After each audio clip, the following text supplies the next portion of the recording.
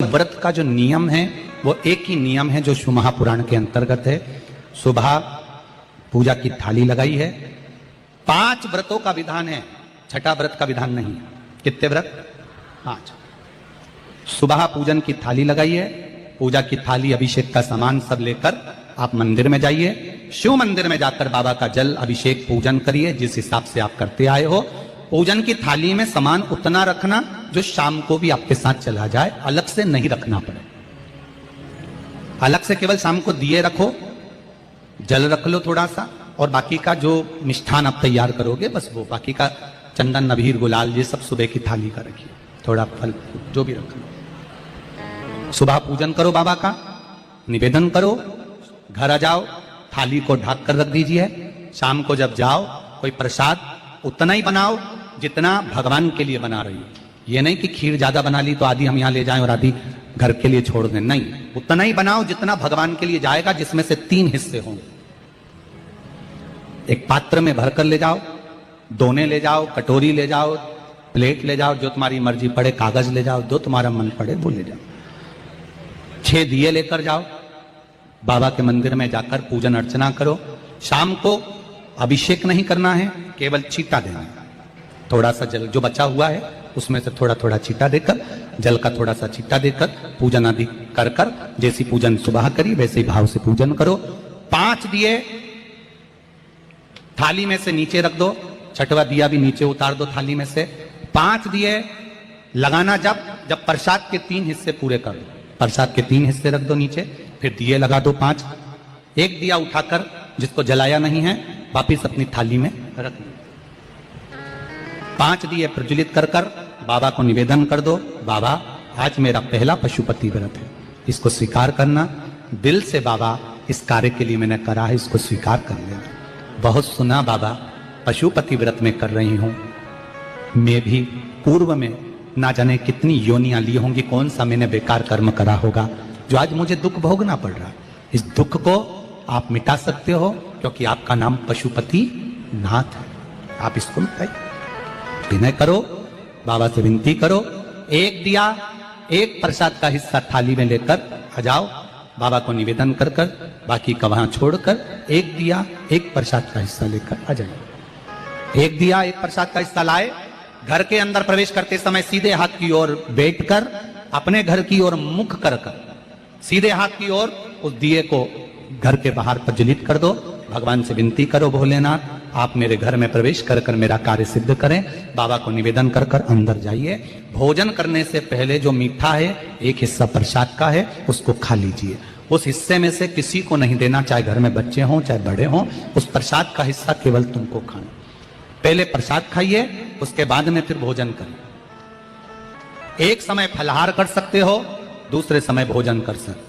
इसमें जरूरी नहीं कि आपको मीठा ही खाना है। शाम का जो प्रसाद बनेगा वो मीठे का ही भोग लगेगा। सुबेरे आप आराम से नमकीन का भी फलाहार कर सकते हो, मीठे का भी फलाहार कर सकते हो। फलाहार के लिए कोई मना नहीं है, फलाहार आप कैसा भी कर सकते हो। पर भोजन जब करोगे, अन्न जब खाओगे, जब पहले भगवान का प्रसाद खा लो। 4 पशुपति व्रत पूर्ण हो, बीच में अगर कहीं रजस्वला धर्म आ गया, आपको पूजन नहीं करना है, घर में कोई सूतक सावड़ आ गया, या कोई व्रत फंस गया, एकादशी आ गई, या कोई व्रत आ गया, तीज आ गई, चतुर्थी आ गई, जिसका व्रत करते हुए आए हो, तो पशुपति व्रत उस दिन मत करो, फिर अगले सोमवार कर लेना। 3 हो गए, एक रह गया बीच का, उसको अगले में करो, वो चौथे में गिनती में आ जाएगा। 5वां छूट गया, कोई बात नहीं, 1 महीने बाद तो होगा, 8 दिन बाद तो होगा, 15 दिन बाद तो होगा, फिर उसको गिन लो, 5वां हो जाएगा। महाराज ऐसे 5वां व्रत जब आए, 5वें व्रत के दिन शाम को जब पूजन करने जाओ, एक श्रीफल, कुछ रुपए, 11 रुपए आदि जो भी है, नारियल पर रखकर बाबा को विनय कर कर, बाबा आज मेरा पशुपति व्रत पूर्ण हो रहा है, आपकी कृपा हो, मेरी झोली भरना बाबा, विनती करो। और वो श्रीफल रुपया रखकर 5 दिए लगाकर, एक दिया वापिस लेकर, एक हिस्सा प्रसाद का लाकर देहली पर अपने वही दिया लगाकर अंदर प्रवेश कर कर भोजन ग्रहण करो। बाबा को निवेदन कर लो। पशुपति व्रत का कोई उद्यापन नहीं है, पशुपति व्रत का एक ही उद्यापन है, जो श्रीफल और 11 रुपए आपने मंदिर में रखे हैं, वो उद्यापन के भाव से रखे हैं, भगवान को नमन कर कर रखे हैं। ये पशुपति व्रत। अब दुनिया के लोग इसको पशुपति व्रत को कहीं इतनी बत्ती लगा दो, तो इतनी बत्ती का दिया लगाओ, तो ऐसा करो, तो गलत। उसका नियम जो है वो एक ही, उस नियम के अलावा कोई नहीं। आप प्रेम से करो, स्नेह से करो, उसको दिल से विचारो, मन से विचारो। शंभो शरणे पड़ी, मांगू घड़ी रे घड़ी, दुख काटो दया करी निदर्शन आपो।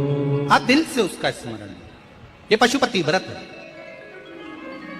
एक व्रत करने के बाद अगला जब व्रत करो तो थोड़ा रुक कर करना, एक साथ लगे लगाए व्रत ना करिएगा, थोड़ा रुक कर करिए, इंतजार करो 3 महीने का कि बाबा मेरी ऊपर कृपा जरूर करेगा।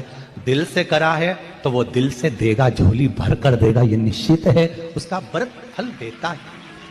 करना जरूरी नहीं है कि व्रत माताएं करेंगी, पुरुष कर सकता है, बच्चे कर सकते हैं, बूढ़े कर सकते हैं, बड़े कर सकते हैं, बेटा बेटी कर सकते हैं, नवयुवक बच्चे कर सकते हैं, पर दिल से करो उस पशुपति व्रत।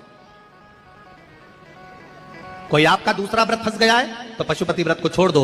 उस दिन आपका जो व्रत है, एकादशी हो, चतुर्थी हो, तीज हो, छठ हो, उसको कर लो। नवरात्रे फंस गए, नवरात्रे कर लो, उसके बाद कर लेना पशुपति। जितने व्रत रह जाए उस व्रत को बाद में। महाराज शिव कृपा, व्रत एक ही मंदिर में करना। जिस मंदिर में पहला व्रत करा है उसी मंदिर में 5 व्रत करना। ये नहीं कि हम मायके में 2 व्रत करके आ गए और तीसरा व्रत हमने ससुराल में कर लिया। नहीं, 2 व्रत करके मायके से आ गई हो तो 3 व्रत भी मायके जाके ही करना। अगली बार ऐसे जाना कि सोमवार बीच में फंस जाए और तुम 1 व्रत करके आ जाओ। मायके में अगर व्रत कर रही हो तो अपनी पूजन का सामान अपने ही रुपए का होना चाहिए, मायके के पैसे का नहीं चाहिए। कुंवारी होती और तुम मायके के सामान से पूजन करती, अगर कुंवारी होती तो तुम्हारा वो पूजन लगता, पर विवाह होने के बाद, गोत्र बदलने के बाद आप अपना पूजन का धन अपना खर्च करें। हम तो यहां तक कहते हैं मंदिर में भी अगर लोटा भरा हुआ रखा है, मंदिर में बाल्टी भरी रखी है, आप पहले अपना कुछ रुपया दान पेटी में डालकर फिर आप उस लोटे का प्रयोग करें। पीपल के पेड़ के नीचे पूजन करने गए, आंवले के पेड़ के नीचे पूजन करने गए, बड़ के पेड़ के नीचे पूजन करने गए, किसी की लगी लगाई थाली मिल गई, सामान मिल गया, उसके सामान में से आप मत चढ़ाइए। आपके पास जो सामग्री है आप उससे पूजन करिए। अपने पड़ोसी से 1 रुपया भी मांगकर भगवान को मत दीजिए। जिस भगवान को देते हो उस भगवान को बुरा लगता है कि मेरे सामने खड़ी होकर हाथ पड़ोसी के आगे फैला रही है, तुम मुझसे मांग, मैं तुझे झोली भर कर दूं। पत्र प्राप्त हुआ। बहुत सुंदर प्रश्न है आपका। गुरुजी, पशुपति व्रत में जो 6 दिए लगाए जाते हैं उसमें बत्ती गोल लगाना चाहिए कि लंबी लगाना चाहिए? प्रश्न बहुत अच्छा है, एक बार जोरदार ताली बजाओ भगवती साहू के लिए। बहुत अच्छा प्रश्न है। हमने पहले भी कथा में कहा कि